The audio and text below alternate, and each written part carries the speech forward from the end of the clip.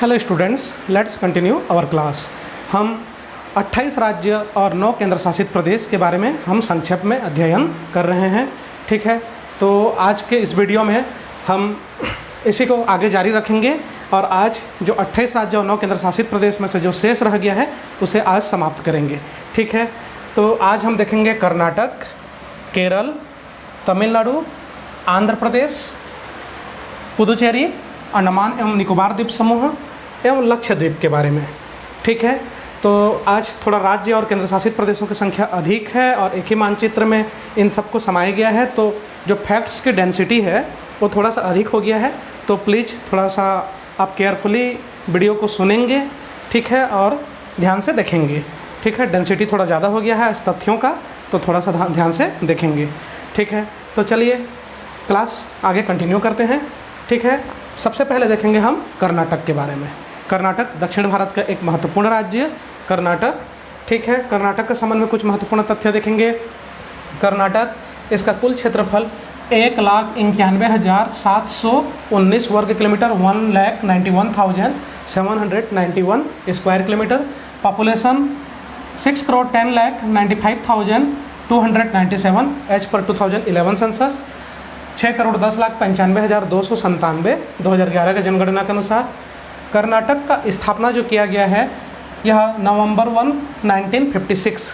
ठीक है, 1 नवंबर 1956 को कर्नाटक राज्य की स्थापना किया गया है वर्तमान स्वरूप में।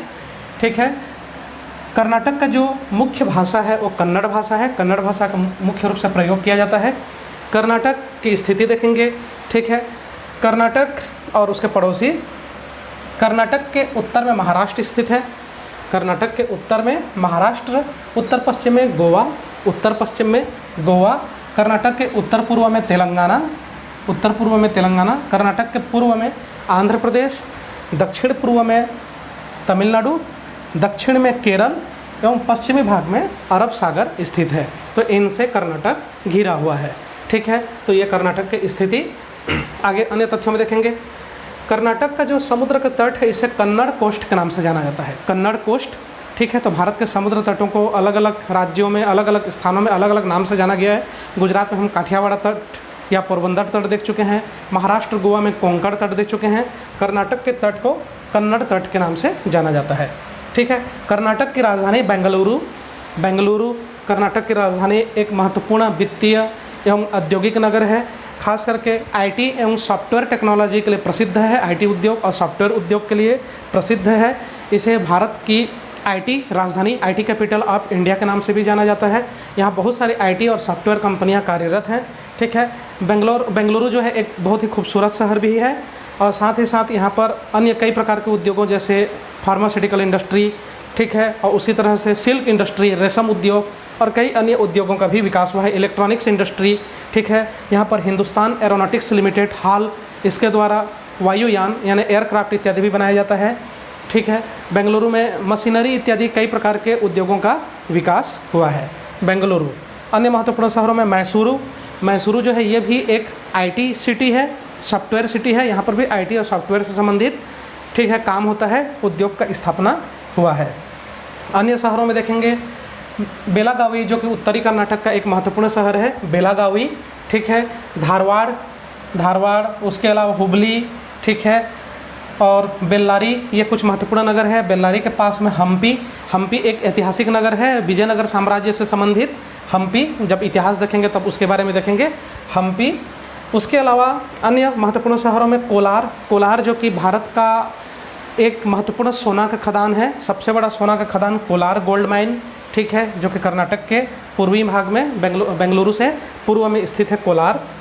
ठीक है, मंगलुरु कर्नाटक का एक महत्वपूर्ण पोर्ट सिटी, बंदरगाह शहर।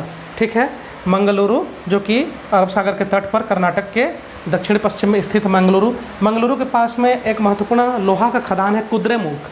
कुद्रेमुख एक लौह अयस्क का खदान है जहाँ पर लौह अयस्क को क्रश करके पूरा पाउडर चूरा बना दिया जाता है और उसे पाइपलाइन के माध्यम से मंगलुरु भेजा जाता है। ठीक है, अन्य महत्वपूर्ण तथ्यों में देखेंगे आगे। नेशनल हाईवे नंबर 4 जो कि मुंबई पुणे से होते हुए, बेंगलुरु से होते हुए चेन्नई तक गई हुई है। ठीक है, यह कर्नाटक की एक महत्वपूर्ण नेशनल हाईवे है, नेशनल हाईवे नंबर 4। ठीक है, अन्य नेशनल हाईवे में से हैदराबाद से बेंगलुरु होते हुए कन्याकुमारी तक नेशनल हाईवे नंबर 7 गया हुआ है, एक महत्वपूर्ण नेशनल हाईवे। ठीक है, कर्नाटक में बहने वाली नदियों के बारे में देखेंगे। ठीक है, कर्नाटक की महत्वपूर्ण नदियों में कृष्णा नदी जो महाराष्ट्र से कर्नाटक में प्रवेश करती है, कर्नाटक से तेलंगाना चली जाती है। कृष्णा नदी की कुछ सहायक नदियाँ हैं, घाट प्रभा नदी, मालप्रभा नदी, घाट प्रभा, मालप्रभा। ठीक है, और उसके अलावा भीमा नदी, यह कृष्णा नदी की कुछ सहायक नदियाँ हैं। एक और महत्वपूर्ण नदी जो कृष्णा नदी की सहायक नदी है, तुंगभद्रा नदी। तुंगभद्रा नदी कर्नाटक में पश्चिमी घाट से निकलती है। इसमें तुंगभद्रा रिजर्वायर, एक तुंगभद्रा बांध बनाया गया है और विशाल रिजर्वायर यानी एक विशाल जलाशय का निर्माण हुआ है, तुंगभद्रा जलाशय। ठीक है, एक और महत्वपूर्ण नदी है शरावती नदी, जो कि पश्चिमी घाट के पश्चिम में निकलती है और पश्चिम की तरफ जाकर के अरब सागर में गिर जाती है शरावती नदी। इसकी दूरी उतना अधिक नहीं है, लंबाई उतना अधिक नहीं है। शरावती नदी की एक महत्वपूर्ण विशेषता यह है कि इसमें एक जलप्रपात बनता है, वाटरफॉल, महात्मा गांधी वाटरफॉल, जिसे जोग वाटरफॉल, ठीक है, जोग वाटरफॉल के नाम से भी जाना जाता है। जोग वाटरफॉल की विशेषता यह है कि यह भारत की सबसे ऊंची जलप्रपात है।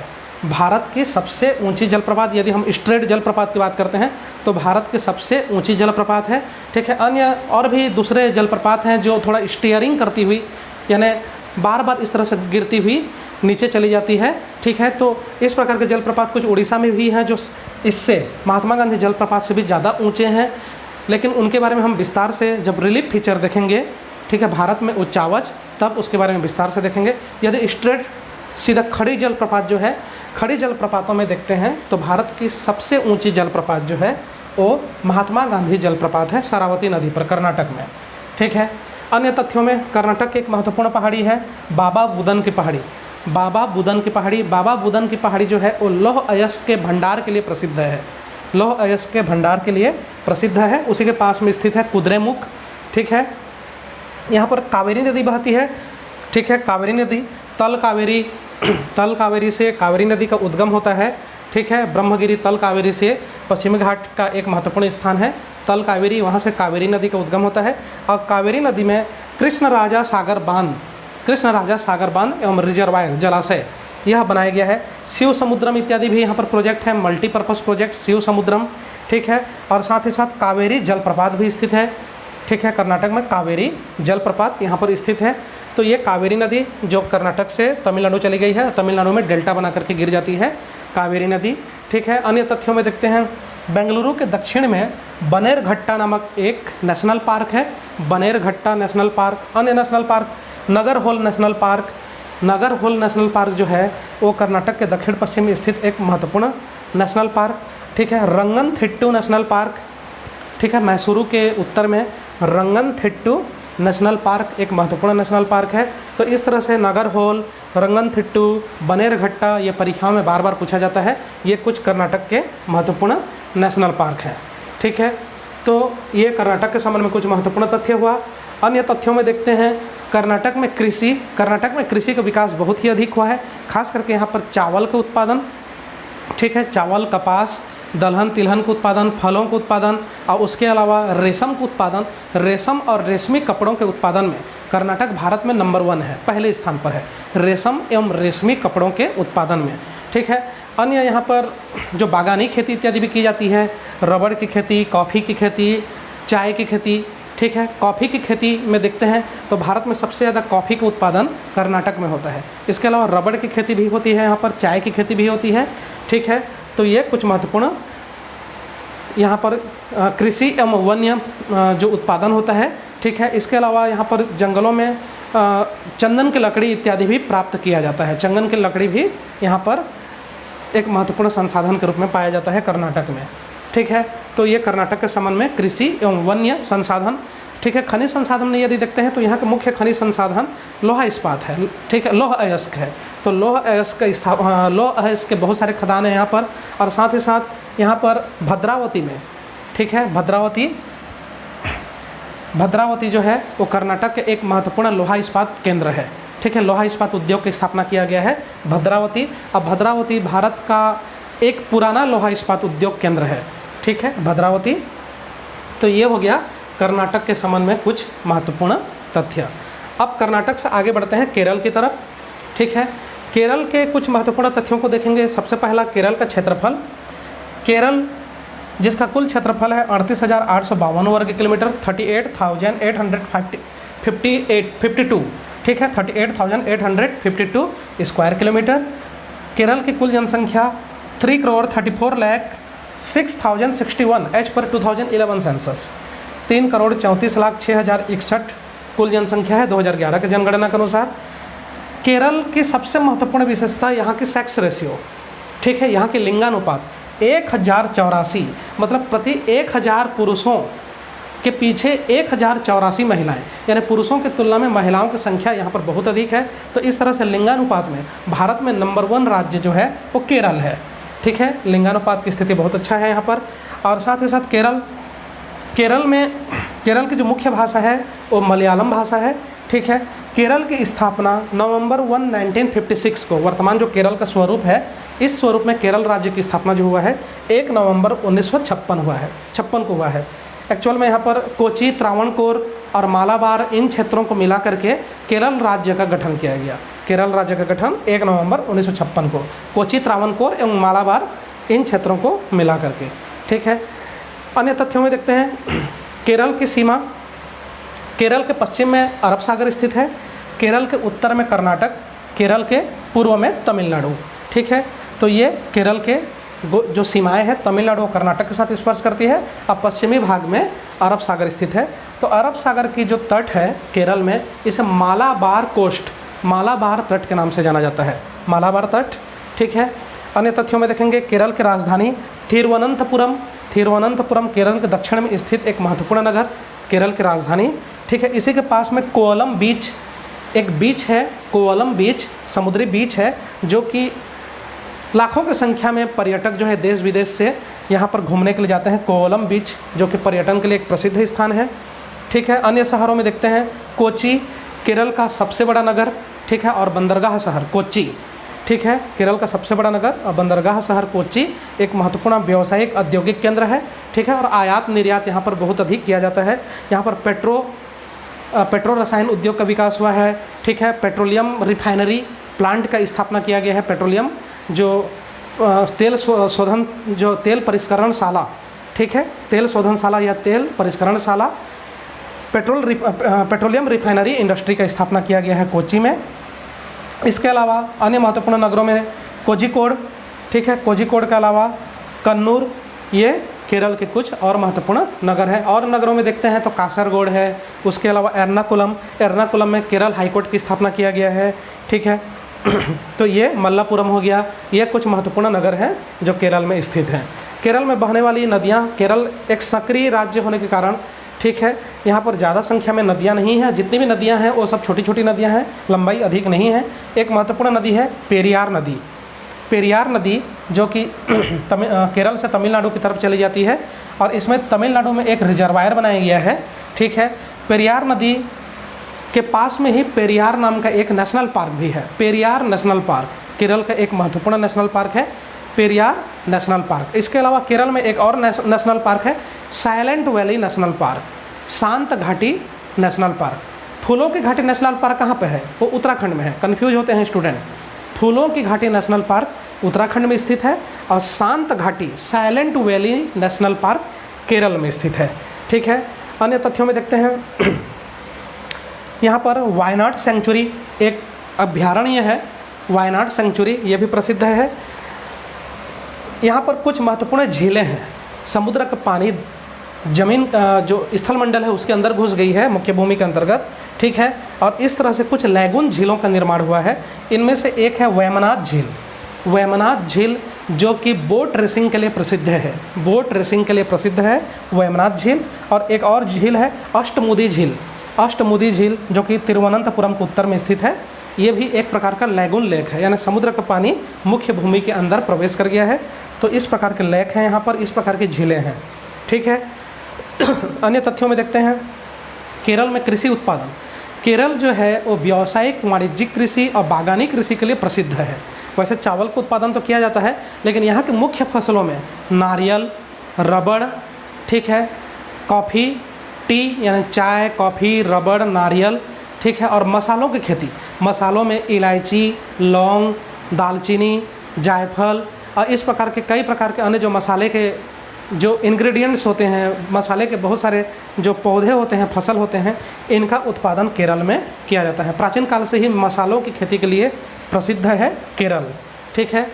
नारियल के उत्पादन में भी अग्रणी है और नारियल आधारित कई प्रकार के उद्योगों का भी विकास हुआ है यहाँ पर, ठीक है। रबड़ के उत्पादन में भारत में नंबर 1 है केरल, ठीक है। यहाँ पर प्राकृतिक रबड़ का उत्पादन सर्वाधिक मात्रा में किया जाता है भारत में, ठीक है। तो ये केरल के कृषि संबंधी कुछ महत्वपूर्ण तथ्य।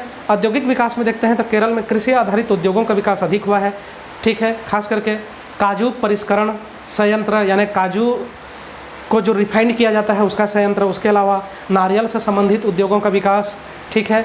और उसके अलावा टी प्रोसेसिंग, कॉफ़ी प्रोसेसिंग, रबड़ प्रोसेसिंग, ठीक है, इस प्रकार के उद्योगों का विकास अधिक हुआ है। Engineering industries, machinery industries, Kochi में जलयान निर्माण, ठीक है, कोच्चि में जलयान निर्माण उद्योग का विकास हुआ है। तो ये औद्योगिक विकास के संबंध में कुछ महत्वपूर्ण तथ्य।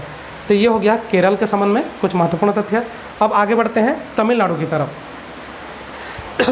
तमिलनाडु जो कि दक्षिण भारत का एक महत्वपूर्ण राज्य है और जनसंख्या की दृष्टि से देखा जाए तो दक्षिण भारत की सबसे अधिक जनसंख्या वाला राज्य। दक्षिण भारत में यदि हम कर्नाटक, तेलंगाना, आंध्र प्रदेश, तमिलनाडु, केरल और केंद्र शासित प्रदेशों को लेते हैं तो दक्षिण भारत में जनसंख्या की दृष्टि से सबसे बड़ा राज्य है तमिलनाडु।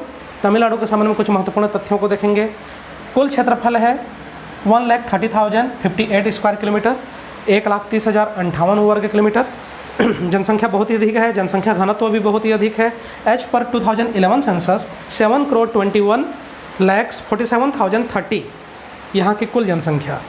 तमिलनाडु का स्थापना जो किया गया है तमिलनाडु राज्य के रूप में 26 जनवरी 1950, जिस दिन संविधान लागू किया गया उसी दिन 26 जनवरी 1950 को तमिलनाडु का जो वर्तमान स्वरूप में राज्य है इसका स्थापना किया गया।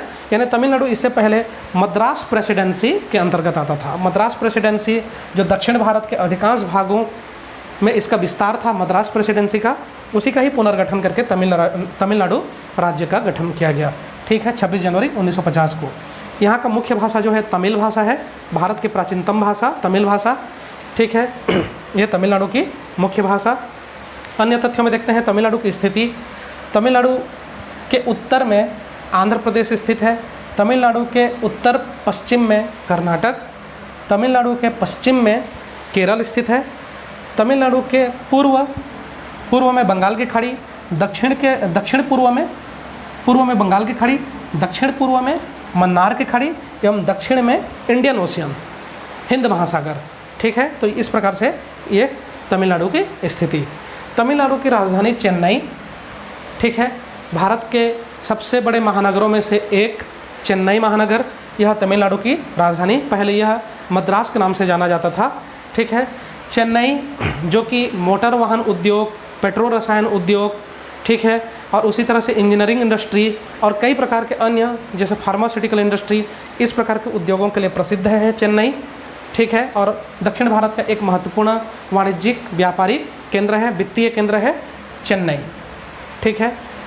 उसके अलावा अन्य शहरों में देखते हैं सलेम जो है एक महत्वपूर्ण लोहा इस्पात उद्योग का केंद्र है सलेम। कोयम्बटूर जो है वो सूती वस्त्र उद्योग के लिए प्रसिद्ध है। दक्षिण भारत के मैनचेस्टर के नाम से जाना जाता है कोयम्बटूर, ठीक है। कोयम्बटूर जो कि नीलगिरी पहाड़ी क्षेत्र में, नीलगिरी और अन्नामलाई पहाड़ी क्षेत्र में स्थित है कोयम्बटूर के पास में ही उदगमंडलम या ऊटी एक प्रसिद्ध पर्यटन केंद्र है। नीलगिरी अन्नामलाई पहाड़ी इस क्षेत्र में ऊटी एक महत्वपूर्ण पर्यटन केंद्र है, नीलगिरी पहाड़ी क्षेत्र में स्थित है, ठीक है, ऊटी। उसके अलावा अन्य तथ्यों में देखेंगे अन्य महत्वपूर्ण शहरों में तिरुचिरापल्ली, यह एक महत्वपूर्ण नगर तमिलनाडु का। तंजावुर जो है एक महत्वपूर्ण ऐतिहासिक केंद्र है जो चोला किंगडम था, चोला किंगडम का मुख्यालय के रूप में कार्य किया है तंजावुर ने। इसके अलावा कांचीपुरम जो कि पल्लव डायनेस्टी से संबंधित कांचीपुरम, यह भी तमिलनाडु में स्थित है, ठीक है। यहाँ पर थुट्टुकुड़ी जिसे पहले तुतीकोरिन के नाम से जाना जाता था, तुतीकोरिन के नाम से जाना जाता था, आज उसका नाम परिवर्तित हो गया है और उसे थुट्टुकुड़ी के नाम से जाना जाता है। यह एक महत्वपूर्ण बंदरगाह शहर है, ठीक है, थुट्टुकुड़ी तमिलनाडु के एक महत्वपूर्ण बंदरगाह शहर। चेन्नई भी एक बंदरगाह शहर है, ठीक है। चेन्नई जो है वो मानव निर्मित बंदरगाह है, ठीक है। एक विशाल वहाँ पर एक दीवार बना करके, ठीक है, बंदरगाह की सुरक्षा की जाती है और एक कृत्रिम बंदरगाह है, मानव निर्मित बंदरगाह चेन्नई। और जो थुट्टुकुड़ी है ये भी एक महत्वपूर्ण बंदरगाह नगर है तमिलनाडु का। अन्य नगरों में देखते हैं कन्याकुमारी। कन्याकुमारी भारत का दक्षिणतम किनारा। कन्याकुमारी का जो हिंद महासागर की तरफ तट है इसे कैप कोमोरिन यानी कुमारी अंतरिप के नाम से जाना जाता है, कैप कोमोरिन। यह भारत के मुख्य भूमि का सबसे दक्षिणी बिंदु है। भारत के सबसे दक्षिणी बिंदु नहीं है, तो हम अंडमान निकोबार द्वीप समूह में देखेंगे, ठीक है। भारत की मुख्य भूमि की सबसे दक्षिणी बिंदु कैप कोमोरिन है। कन्याकुमारी नगर का जो दक्षिणी तट है हिंद महासागर की तरफ उसे कैप कोमोरिन या कुमारी अंतरिप के नाम से जाना जाता है। इसका जो मान है अक्षांशीय मान 8°4' है, 8°4'। यह भारत की मुख्य भूमि का सबसे दक्षिणी बिंदु है, ठीक है। अन्य तथ्यों में कुछ महत्वपूर्ण रोड्स देखते हैं। नेशनल हाईवे नंबर 7 यह बेंगलुरु से सलेम होते हुए कन्याकुमारी तक गई हुई है। नेशनल हाईवे नंबर 7 बता चुके हैं, यह भारत का सबसे लंबा नेशनल हाईवे है, ठीक है। नेशनल हाईवे नंबर 4 जो मुंबई से बेंगलुरु होते हुए चेन्नई तक गई हुई है, यह नेशनल हाईवे नंबर 4, ठीक है। उसी तरह से नेशनल हाईवे नंबर 5 चेन्नई से कोलकाता के लिए गई हुई है, नेशनल हाईवे नंबर 5, ठीक है। ये महत्वपूर्ण नेशनल हाईवेज हैं, ठीक है। अन्य तथ्यों में देखते हैं तमिलनाडु में चेन्नई के पास में एक नेशनल पार्क है, Guindy national park. Guindy national park जो है वह स्नेक कंजर्वेशन के लिए प्रसिद्ध है, सांप संरक्षण के लिए प्रसिद्ध है गिंडी नेशनल पार्क। इसके अलावा कुछ पहाड़ियाँ हैं, जावादी पहाड़ी, सेवराय पहाड़ी, ठीक है। और उसके अलावा अन्य नीलगिरी की पहाड़ी, ठीक है, अन्नामलाई की पहाड़ी। अन्नामलाई की पहाड़ी में एक चोटी है अन्नाईमुदी चोटी। अन्नाईमुदी चोटी जिसकी कुल ऊंचाई 2695 मीटर है, यहाँ पर देख सकते हैं 2695 मीटर। यह दक्षिण भारत की सबसे ऊंची चोटी है, यह दक्षिण भारत की सबसे ऊंची चोटी है अन्नाईमुदी, 2695 मीटर, ठीक है। यहाँ पर तमिलनाडु के दक्षिणी भाग में कार्डमम हिल यानी इलायची की पहाड़ियाँ, कार्डमम हिल ये भी स्थित है। नदियों में यदि देखते हैं तो कावेरी नदी सबसे महत्वपूर्ण नदी है। कावेरी नदी पर बहुत सारे सिंचाई परियोजनाएं चलाई जा रही हैं। इनमें से एक सिंचाई परियोजना स्टेनले रिजर्वायर, स्टेनले रिजर्वायर जहाँ पर एक लंबा कैनाल भी बनाया गया है। उसके अलावा वैगाई नदी, ठीक है, ये कुछ महत्वपूर्ण नदियाँ हैं। पेरियार नदी, ठीक है, ये कुछ महत्वपूर्ण नदियाँ हैं तमिलनाडु के। वैगाई नदी, पेरियार नदी और कृष्णा नदी, कावेरी नदी, ठीक। यहाँ पर कुछ और महत्वपूर्ण तथ्य हैं। यहाँ पर एक कृष्णा नदी, कावेरी नदी में करेक्शन है, कावेरी नदी में एक जलप्रपात है होगेनकल जलप्रपात। होगेनकल जलप्रपात एक महत्वपूर्ण जलप्रपात है और पर्यटन का एक महत्वपूर्ण केंद्र है, आकर्षण का केंद्र है, ठीक है। होगेनकल जलप्रपात जो कि कावेरी नदी पर स्थित है तमिलनाडु में, ठीक। तो ये तमिलनाडु के संबंध में कुछ महत्वपूर्ण तथ्य। अन्य तथ्यों में देखते हैं तमिलनाडु से श्रीलंका की तरफ, ठीक है, जो प्राचीन काल में जिसे राम सेतु के नाम से जाना जाता था, ठीक है, प्राचीन काल में ऐतिहासिक उसका डिस्क्रिप्शन यहाँ पर नहीं करेंगे हम, ठीक है। यहाँ पर वही सेतु एडम्स ब्रिज के नाम से जाना जाता है, भौगोलिक भाषा में इसे आदम का पुल या एडम्स ब्रिज कहा जाता है, ठीक है। हम यहाँ पर ऐतिहासिकता में उतना नहीं जा रहे हैं, हम भौगोलिक रूप से इसका वर्णन कर रहे हैं। उस ब्रिज को एडम्स ब्रिज के नाम से जाना जाता है, आदम के पुल के नाम से जाना जाता है, ठीक है। इसके अलावा यहाँ पर मन्नार की खाड़ी है। मन्नार की खाड़ी जो है वो मोती की खेती के लिए प्रसिद्ध है। मोती की खेती हम कृषि के अंतर्गत देखेंगे इसके बारे में, ठीक है, मन्नार की खाड़ी। उसके अलावा हिंद महासागर दक्षिणी भाग में स्थित है। तमिलनाडु से श्रीलंका की तरफ जो श्रीलंका की दिशा में जो तमिलनाडु के इस तरह से उभार हुआ है, ठीक है, जो एडम्स ब्रिज है, एडम्स ब्रिज में तमिलनाडु के सबसे आखिरी छोर में यहाँ पर रामेश्वरम स्थित है, रामेश्वरम धनुषकोटी, ठीक है। उसका जो पौराणिक कथा यह है कि धनुषकोटी से ही भगवान राम, ठीक है, बाण छोड़े थे, ठीक है, धनुषकोटी। तो रामेश्वरम धनुषकोटी एक महत्वपूर्ण धार्मिक केंद्र यहाँ पर स्थित है, ठीक है। और अन्य महत्वपूर्ण तथ्यों में देखेंगे तो यहाँ पर पाक स्ट्रेट, पाक जल संधि जो कि बंगाल की खाड़ी और हिंद महासागर को जोड़ती है, बंगाल की खाड़ी और हिंद महासागर को जोड़ती है पाक जल संधि, पाक स्ट्रेट, ठीक है। उससे आगे फिर श्रीलंका का एरिया स्टार्ट होता है, ठीक है। पाक स्ट्रेट जो भारत और श्रीलंका को अलग भी करती है, भारत और श्रीलंका को अलग करती है। दोनों के बीच में एडम्स ब्रिज स्थित है, आदम का पुल स्थित है, जिसको पौराणिक रूप से राम सेतु भी कहा गया है। ठीक है, तटों में देखते हैं, तमिलनाडु का जो बंगाल की खाड़ी की तरफ जो तट है उसे कोरोमंडल तट के नाम से जाना जाता है, कोरोमंडल तट। ठीक है, तो ये तमिलनाडु के संबंध में कुछ महत्वपूर्ण तथ्य। कृषि का विकास देखते हैं तो तमिलनाडु में बहुत ही अधिक कृषि का विकास हुआ है, क्योंकि यहाँ पर साल में 3 फसल तक लिया जाता है। ठीक है, एक मानसून का आगमन के समय फसल तो लिया जाता है, मानसून के वापसी में भी तमिलनाडु में खूब बारिश होती है, पर्याप्त बारिश होती है, इसलिए यहाँ की नदियाँ एक प्रकार से दक्षिण भारत की नदियाँ होने के बावजूद भी सदावाहिनी टाइप की नदियाँ हैं।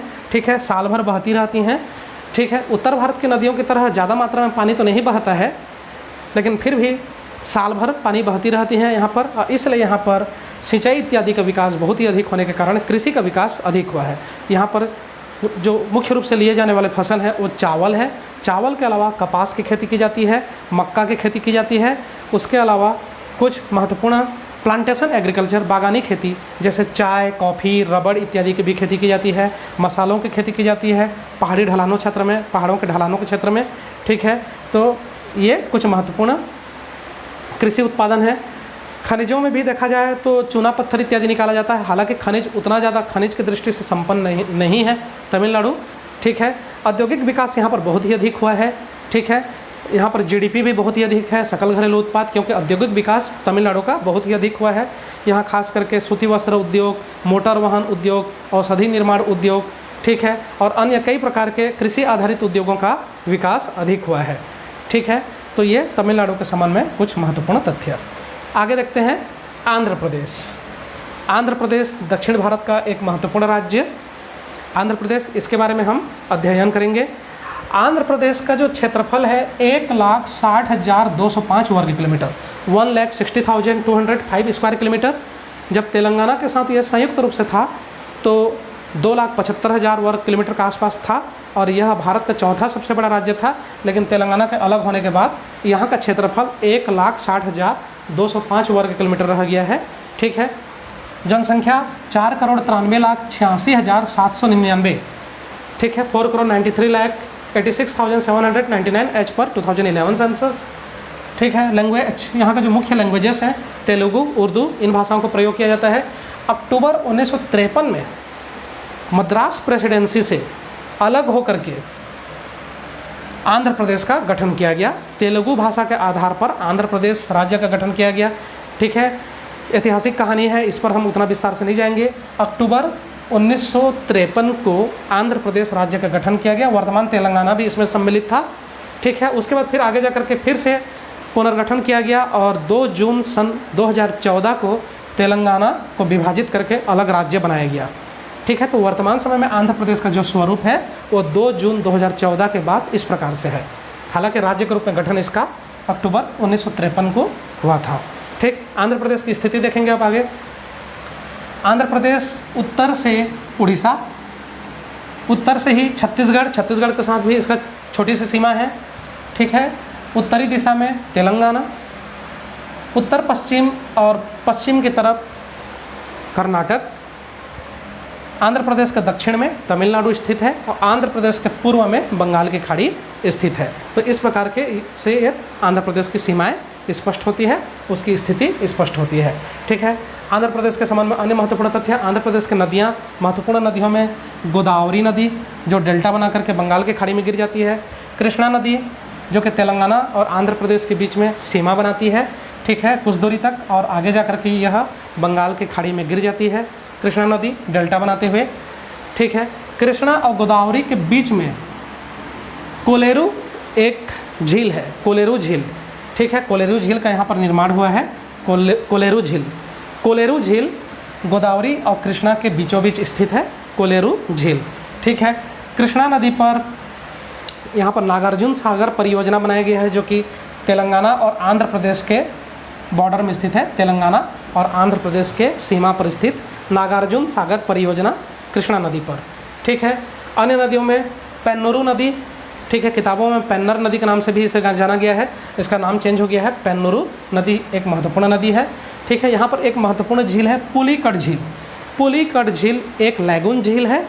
पुलिकट झील का महत्व यह है कि इसके बीच में एक द्वीप है श्रीहरिकोटा द्वीप, श्रीहरिकोटा आइलैंड।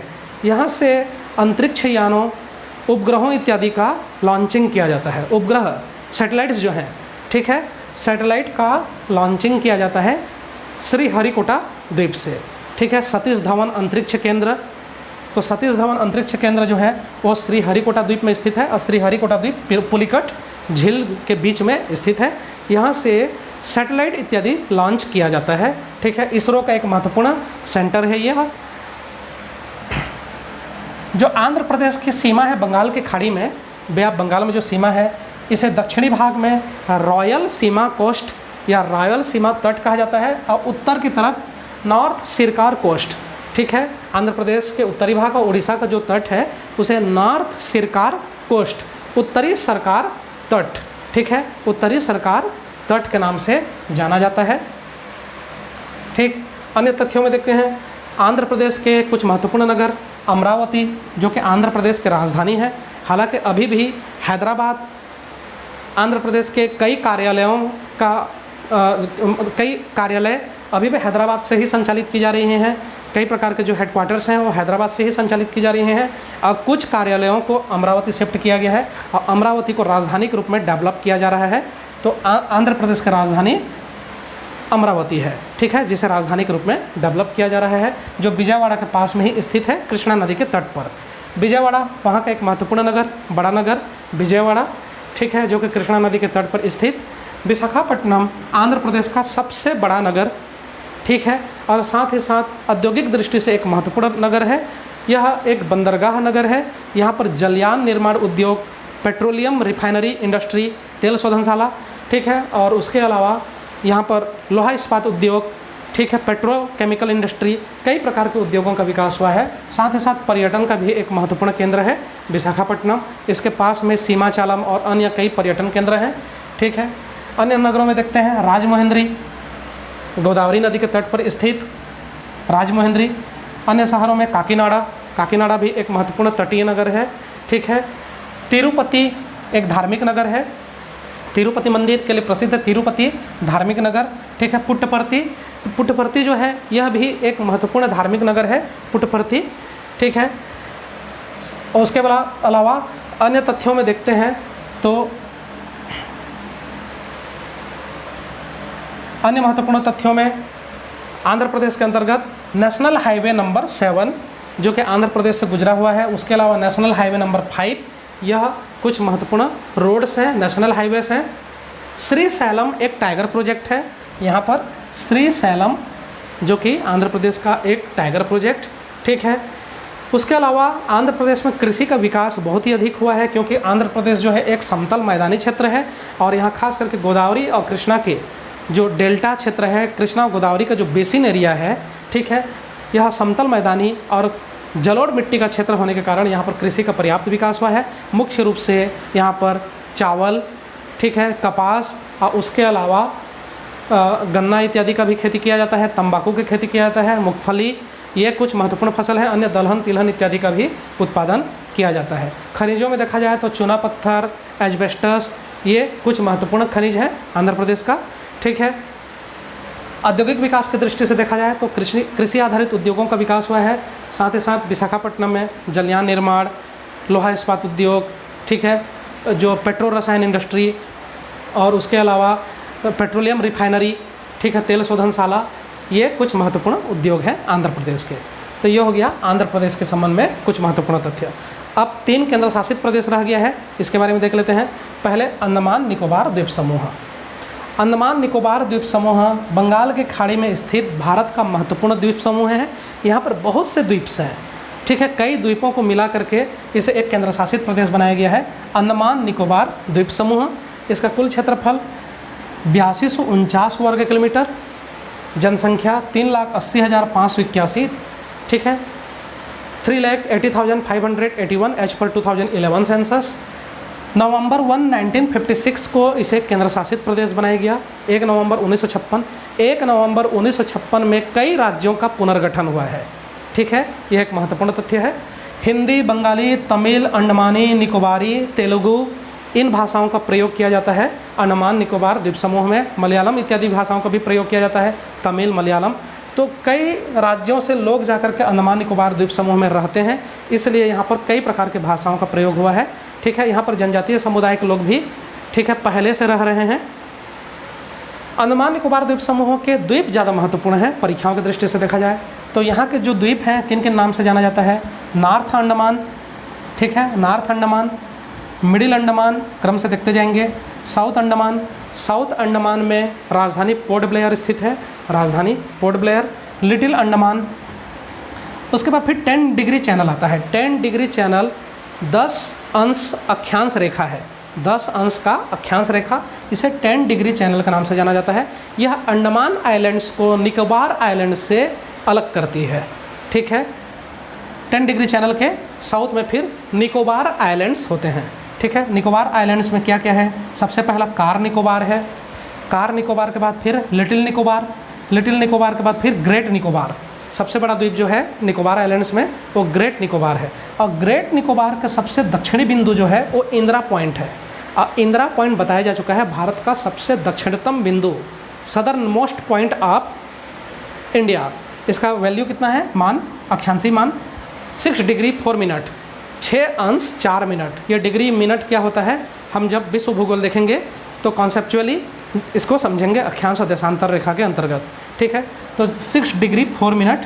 ठीक है, यहाँ पर मैप जो है वो स्केल पर आधारित नहीं है, हाथ से बनाया हुआ मैप है, इसलिए बोर्ड को देखते हुए इस प्रकार से मैप बनाया गया है। ठीक है, कैप कोमोरिन से भी ज़्यादा साउथ में है इंदिरा पॉइंट। ठीक है, कैप कोमोरिन का 8 डिग्री 4 मिनट है, इंदिरा पॉइंट का जो है 6 डिग्री 4 मिनट है, यानी और भी ज़्यादा साउथ में है वो। ठीक है, तो यह भारत का दक्षिणतम बिंदु। अन्य 2 और महत्वपूर्ण आइलैंड है अंडमान निकोबार द्वीप समूह में। बारेन आइलैंड, बारेन आइलैंड जो है एक महत्वपूर्ण एक्टिव वोल्केनो है, सक्रिय ज्वालामुखी, एक्टिव वोल्केनो। ठीक है, बारेन आइलैंड। एक और आइलैंड है नारकोंडम आइलैंड। नारकोंडम आइलैंड जो है एक एक्सटिंक्ट वोल्केनो है, एक मृत ज्वालामुखी है, एक्सटिंक्ट वोल्केनो नारकोंडम आइलैंड। ये अंडमान निकोबार द्वीप समूह के कुछ महत्वपूर्ण तथ्य। अंडमान निकोबार द्वीप समूह में 9 राष्ट्रीय उद्यान है। ठीक है, लगभग 100 के आसपास, यहाँ पर 96 से लेकर के 100 के आसपास यहाँ पर सेंचुरीज हैं, वन्य जीव अभ्यारण्य और बायोस्फीयर रिजर्व इत्यादि भी बनाया गया है। तो इस तरह से प्रकृति के संरक्षण के लिए भी, ठीक है, वन्य जीवों और प्रकृति के संरक्षण के लिए भी अंडमान निकोबार द्वीप समूह एक महत्वपूर्ण केंद्र शासित प्रदेश है। अब आगे देखते हैं केंद्र शासित प्रदेश पुदुचेरी। पुदुचेरी जो है यह बिखरा हुआ केंद्र शासित प्रदेश है, यानी ये अलग अलग स्थानों पर इसके डिस्ट्रिक्ट्स हैं। ठीक है, पुदुचेरी जो है वो 4 स्थानों पर है। तमिलनाडु में, तमिलनाडु से सटा हुआ, तमिलनाडु में नहीं कह सकते, तमिलनाडु से सटा हुआ, तमिलनाडु से सटा हुआ पुदुचेरी एवं कराईकाल, इसके 2 डिस्ट्रिक्ट्स हो गए। एक आंध्र प्रदेश में है यनम। ठीक है, यनम जो है यह भी पुदुचेरी का ही एक डिस्ट्रिक्ट है जो आंध्र प्रदेश से सटा हुआ है, लगा हुआ है। और एक केरल से लगा हुआ है माहे। ठीक है, तो इस तरह से पुदुचेरी, कराईकल, यनम और माहे, यह पुदुचेरी के 4 डिस्ट्रिक्ट्स हैं। यह वास्तव में क्या है, यह पहले फ्रेंच कॉलोनी था। ठीक है, फ्रांस के उपनिवेश था फ्रेंच कॉलोनी, फिर आगे जा कर के इसे स्वतंत्र कराया गया और पुदुचेरी भारत का केंद्र शासित प्रदेश बना। ठीक है, कब बना? नवंबर 1, 1954 को, 1 नवंबर 1954 को पुदुचेरी को भारत का अभिन्न हिस्सा बनाया गया और एक केंद्र शासित प्रदेश के रूप में इसे स्थापित किया गया। ठीक है, इसका कुल क्षेत्रफल 490 वर्ग किलोमीटर में फैला हुआ है। चारों डिस्ट्रिक्ट्स को मिला करके 490 वर्ग किलोमीटर। जनसंख्या 12,47,953, 12,47,953, ये पुदुचेरी की कुल जनसंख्या। ठीक है, तो ये हो गया पुदुचेरी के संबंध में महत्वपूर्ण तथ्य। अब लास्ट में देखते हैं लक्षद्वीप। लक्षद्वीप जो है वो अरब सागर में स्थित बहुत से द्वीपों का समूह है। लक्षद्वीप, लक्षद्वीप का अर्थ लाखों द्वीप होता है, लेकिन वास्तव में यहाँ पर लाखों द्वीप नहीं है। ठीक है, यहाँ पर कुछ द्वीप हैं, इन सबको मिला करके केंद्र शासित प्रदेश के रूप में गठित किया गया है, उसे लक्षद्वीप कहा जाता है। सभी द्वीपों को मिला करके क्षेत्रफल ज़्यादा नहीं है, मात्र 32 वर्ग किलोमीटर। भारत के 28 राज्य और 9 केंद्र शासित प्रदेशों में सबसे छोटा है लक्षद्वीप सिर्फ 32 वर्ग किलोमीटर, जनसंख्या भी बहुत ही कम है, 64,475, जनसंख्या भी सबसे कम है, सभी इकाइयों में सबसे कम जनसंख्या मात्र 64,475। यहाँ पर मुख्य रूप से जो भाषा को प्रयोग किया जाता है वह जयसारी, महल, इन भाषाओं का प्रयोग किया जाता है, जयसारी और महल, ठीक है, इन भाषाओं का प्रयोग किया जाता है। इसके अलावा यहाँ पर मलयालम आदि भाषाओं का भी प्रयोग किया जाता है, केरल से लोग आकर के बसे हुए हैं, ठीक है। लक्षद्वीप के द्वीपों में यदि हम देखते हैं तो कवरत्ती द्वीप जो कि लक्षद्वीप की राजधानी है, कवरत्ती, एंड्रोड द्वीप लक्षद्वीप का सबसे बड़ा द्वीप है क्षेत्रफल में, एंड्रोड द्वीप, मिनिकॉय द्वीप जो है यह इस तरह से घोड़े के नाल के आकार का मिनिकॉय द्वीप, इसे एटॉल आइलैंड भी कहा जाता है। एटॉल आइलैंड क्या होता है, जो प्रवाल होते हैं, कोरल विशेष प्रकार के जीव होता है जो समुद्र में होते हैं, जिसे मूंगा के नाम से भी जाना जाता है, ठीक है, इनके अस्थि पंजरों से जो एक के बाद एक जमा होता जाता है, उसका जो अस्थि पंजर है, उसका जो संरचना है, बॉडी की संरचना, अस्थि पंजर मरने के बाद वो जमा होता जाता है और जमा होने के बाद वहाँ पर ढेर हो जाता है। तो इस तरह से मूंगा के अस्थि पंजरों से ही, उनके कंकाल से ही, ठीक है, और इस प्रकार के द्वीपों का निर्माण हुआ है। यानी लक्षद्वीप जो है वह कोरल बिल्ट आइलैंड्स हैं, ठीक है, कोरल यानी प्रवाल के द्वारा निर्मित द्वीप है, प्रवालों के मरने के बाद उसके अस्थि पंजरों के जमा होने से इस प्रकार के द्वीप का निर्माण हुआ है, ठीक है। उसका कवर्स जो है वो जमा हो जाते हैं और जमा होने के बाद इस तरह से द्वीप का निर्माण हुआ है, ठीक है। अंडमान निकोबार द्वीप समूह का निर्माण किससे हुआ है, वो हिमालय पर्वत का ही साउथ एक्सटेंशन है, हिमालय पर्वत का ही साउथ एक्सटेंशन है। जब हम रिलीफ फीचर देखेंगे तब और विस्तार से देखेंगे दोनों के बारे में, अंडमान निकोबार द्वीप समूह और लक्षद्वीप के बारे में। तो लक्षद्वीप जो है प्रवाल निर्मित द्वीप है, रिमेंबर, ठीक है। 8 डिग्री चैनल, यहाँ पर महत्वपूर्ण तथ्य है, 8 डिग्री चैनल भारत को मालदीव से अलग करता है। मालदीव साउथ में एक द्वीप है हिंद महासागर में, मालदीव और भारत के बीच में 8 डिग्री चैनल दोनों को विभाजित करती है, अलग करती है। तो मिनिकॉय द्वीप के साउथ में है 8 डिग्री चैनल और उसके बाद फिर उसके दक्षिण में मालद्वीप स्थित है। तो 8 डिग्री चैनल यानी 8 अंश अक्षांश रेखा, यह भारत और मालदीव को अलग करती है। तो ये हो गया लक्षद्वीप के संबंध में कुछ महत्वपूर्ण तथ्य। तो ये अभी तक हमने देखा 28 राज्य और 9 केंद्र शासित प्रदेशों के बारे में संक्षेप में अध्ययन, ठीक है। तो इस तरह से हमने भारत के जो विभिन्न राज्य और केंद्र शासित प्रदेश हैं उनके बारे में संक्षेप में अध्ययन कंप्लीट कर लिया। अब आगे के क्लासेस में हम विश्व भूगोल के अंतर्गत देखेंगे जो 7 महाद्वीप हैं, एशिया, अफ्रीका, उत्तरी अमेरिका, दक्षिणी अमेरिका, यूरोप, ऑस्ट्रेलिया और अंटार्कटिका, इन 7 महाद्वीपों का अलग अलग संक्षेप में अध्ययन करेंगे। 7 महाद्वीपों का अलग अलग रूप से संक्षेप में अध्ययन करेंगे अगले क्लासेस में। जब ये हो जाएगा उसके बाद पुनः भारत के भूगोल में लौटेंगे। अब भारत के भूगोल में India size and location, Bharat स्थिति एवं विस्तार, इस पार्ट से जो प्रायः प्रथम पार्ट होता है वहाँ से हम आगे अपना क्लास बढ़ाएंगे, ठीक है। तो आज के लिए इतना ही, थैंक यू।